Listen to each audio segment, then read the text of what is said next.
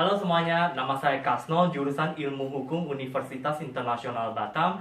Nah, hari ini saya ingin membahas salah satu materi tentang hukum perbankan, yaitu macam-macam cara penyelesaian kredit bermasalah. Nah, biasanya kalau debitur, dia mempunyai kredit bermasalah di bank, salah satu perbankan.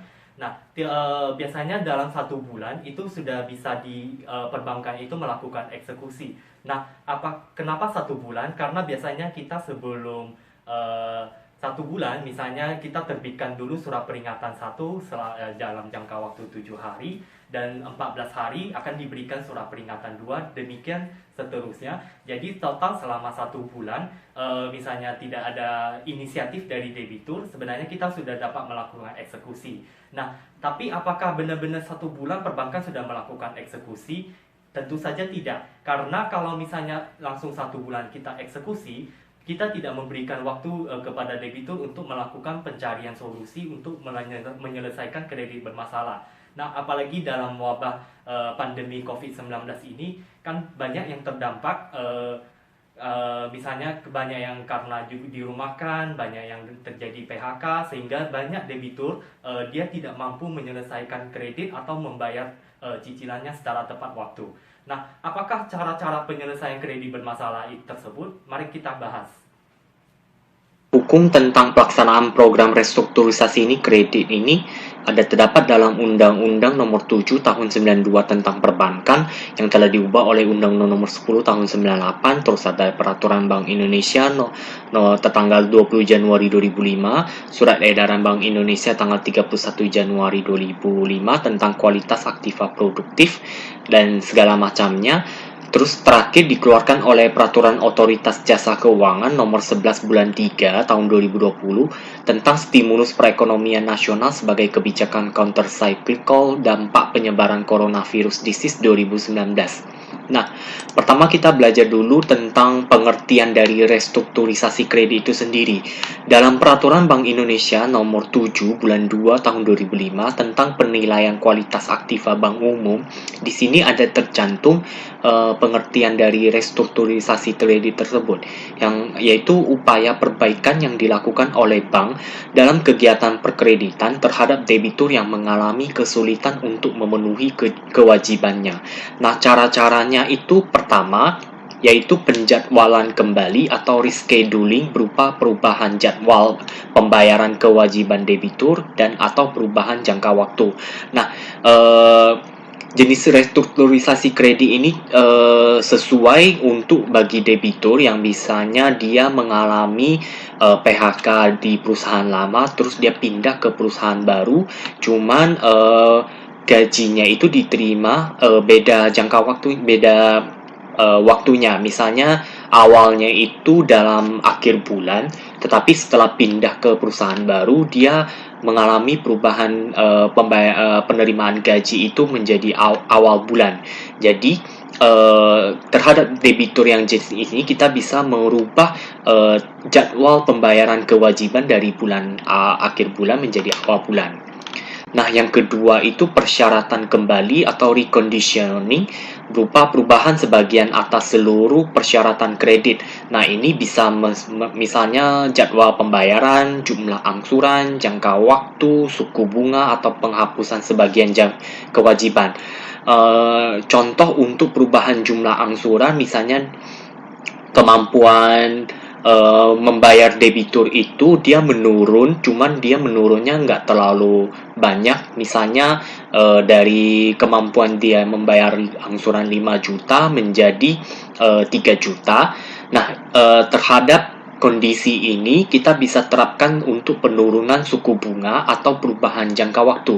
Jadi jangka waktu itu misalnya awalnya 5 tahun diubah menjadi 6 tahun atau 7 tahun, atau penurunan suku bunga agar angsuran pokok plus bunganya itu mengecil. Nah, yang lain misalnya perubahan dari angsuran pokok plus bunga menjadi pembayaran bunga saja. Nah, ini misalnya bagi debitur yang misalnya dari kemampuan bayar cicilan dari 5 juta turun menjadi 1 juta rupiah karena misalnya dirumahkan selama 15 hari, jadi dia cuma terima 15 hari kerja atau tidak ada lembur. Jadi kita bisa merubah struktur fasilitas kredit tersebut dari kemarin bayar pokok plus bunga itu menjadi bayar bunga. Nah, nah bagaimana kalau misalnya terhadap debitur yang benar-benar dirumahkan 100% atau di PHK oleh perusahaannya?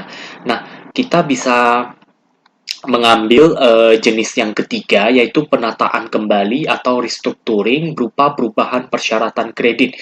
Nah, restruktur ini dilakukan misalnya penambahan fasilitas kredit. Jadi untuk debitur yang benar-benar tidak bisa membayar cicilan pokok bunga maupun lainnya, dia cuma sanggup untuk membiayai kebutuhan hidup sehari-hari. Biasa perbankan bisa menawarkan untuk penambahan fasilitas kredit baru, cuman fasilitas kredit baru tersebut tidak bisa digunakan debitur untuk membayar atau menggunakan untuk keperluan lainnya. Penambahan fasilitas kredit ini benar-benar cuma untuk pembayaran bunga angsuran yang ada di perbankan.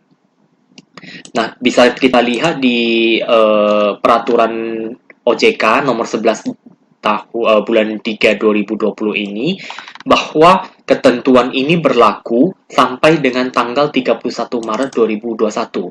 Jadi kondisi restrukturin yang ada di slide ini, OJK memberikan waktu sampai dengan 31 Maret 2021, mohon maaf. Jadi kalau misalnya sebelum sampai 31 Maret 2021 misalnya wabahnya udah selesai, debitur bisa mengubah kembali misalnya dari bayar bunga menjadi bayar pokok plus bunga kemarin. Nah, kalau misalnya sampai dengan 31 Maret 2021 ini wabahnya belum selesai atau misalnya debitur dia masih belum mendapat kerja, nah kita akan melihat peraturan pemerintah selanjutnya dan kita akan sesuaikan dengan kemampuan debitur pada saat itu. Jadi misalnya bisa diperpanjang atau ditetapkan lebih lanjut mengenai kemampuan kreditnya atau gimana. Nah, fasilitas kredit dalam perbankan yang saya kerja di situ itu namanya fasilitas kredit IDC atau fasilitas credit interest during COVID. Jadi kita memberikan struktur fasilitas kredit bentuknya dalam pinjaman dana berulang dan ini akan dicairkan secara bertahap untuk pembayaran bunga setiap bulannya. Jadi kita nggak langsung cairkan sekaligus selama untuk angsuran pembayaran bunganya, tapi kita cairnya bertahap. Jadi misalnya dia sudah ambil 6 bulan, jadi utang yang dia ambil itu cuma 6 bulan itu saja. Nah, kalau misalnya proses restrukturisasi kredit tidak membuahkan hasil dan debitur tetap tidak dapat melanjutkan kreditnya, maka jalan terakhir yang kita ambil yaitu agunan yang diambil ahli.